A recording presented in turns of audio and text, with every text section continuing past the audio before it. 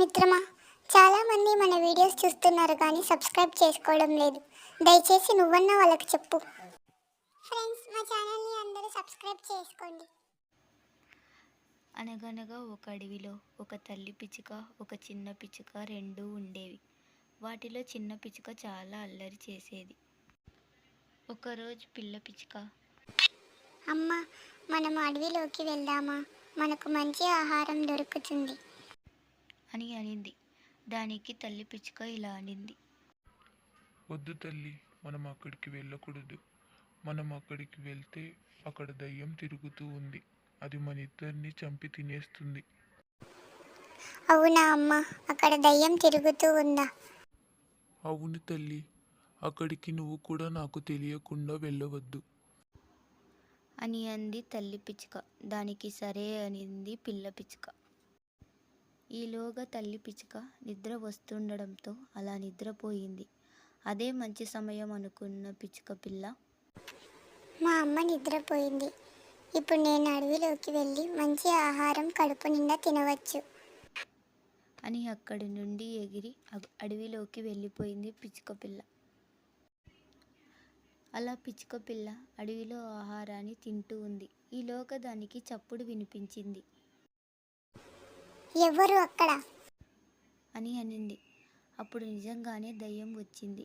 అది చూసిన పిచ్చుక పిల్ల చాలా భయపడిపోయింది. నిజమే, మా అమ్మ చెప్పిన మాటలన్నీ నిజమే.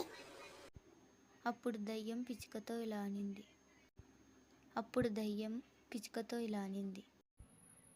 నాకు ఈరోజు ఆహారంగా ఈ చిన్న పిచ్చుక దొరికింది. ఇది నాకు ఏమాత్రం సరిపోదు. అయితేనేమి, దీన్ని చంపి తింటాను అంది దయ్యం. అయ్యో, నన్ను తినవద్దు దయ్యం గారు. నేను చాలా చిన్న పిల్లను. నేను తెలియక ఈ అడవిలోకి ఆహారం కోసం వచ్చాను.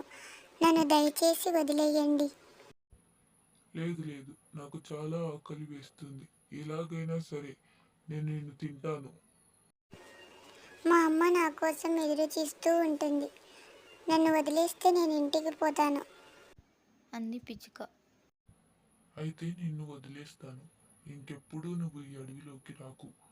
ఒకవేళ వస్తే ఈసారి నేను నిన్ను ఖచ్చితంగా తింటాను అంది దయ్యం. ధన్యవాదములు దయ్యం గారు. ఇంకెప్పుడు నేను ఈ అడవిలోకి రాను అని చెప్పి అక్కడి నుండి ఎగిరి వెళ్ళిపోయింది పిచ్చుక పిల్ల. ఇంతలో తల్లి పిచ్చుక నిద్ర లేచింది. కళ్ళు తెరిచి చూస్తే తన బిడ్డ కనిపించలేదు. తను భయంతో చాలా బాధపడింది. అయ్యో, నా కూతురు వద్దు అని చెప్పిన అడవిలోకి వెళ్ళింది. ఆ దయ్యం నా కూతురిని తినేసి ఉంటుంది అని బాధపడింది. అంతలోనే పిచ్చుక పిల్ల తన తల్లి దగ్గరకు వచ్చింది. ఆ అడవిలోకి నిన్ను వెళ్ళవద్దని చెప్పాను కదా, ఎందుకు వెళ్ళావు? నీకేమన్నా అయ్యిందేమోనని నేను ఎంత బాధపడ్డానో తెలుసా? అని బాధపడింది తల్లి పిచ్చుక. నన్ను క్షమించమ్మా. నువ్వెన్ని చెప్పినా సరే వినకుండా అడవిలోకి వెళ్ళాను. ఆహారం కోసమే అడవిలోకి వెళ్ళాను. కానీ ఆ దయ్యం నన్ను చంపలేదు, నన్ను వదిలేసింది. ఇంకెప్పుడు ఈ అడవిలోకి రావద్దని నన్ను హెచ్చరించింది అని అనింది పిల్ల పిచ్చుక. ఇంకెప్పుడు నాకు తెలియకుండా అడవిలోకి వెళ్ళవద్దు అని అనింది తల్లి పిచ్చుక. ఇంకెప్పుడు నీ మాట కాదని అడవిలోకి వెళ్ళనమ్మా అని అనింది పిల్ల పిచ్చుక. ఇలా ఆ రోజు నుంచి సంతోషంగా ఉన్నాయి. తల్లి మాటను పిచ్చుక పిల్ల వింటూ వచ్చింది.